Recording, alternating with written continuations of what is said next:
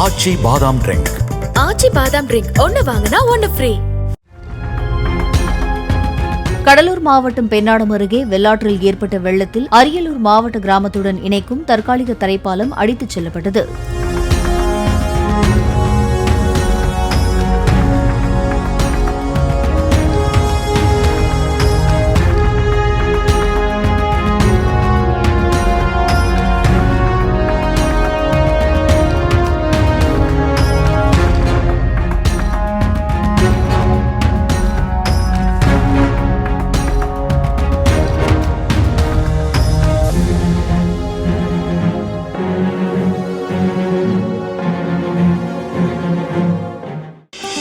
ஆச்சி பாதாம் ட்ரிங்க்.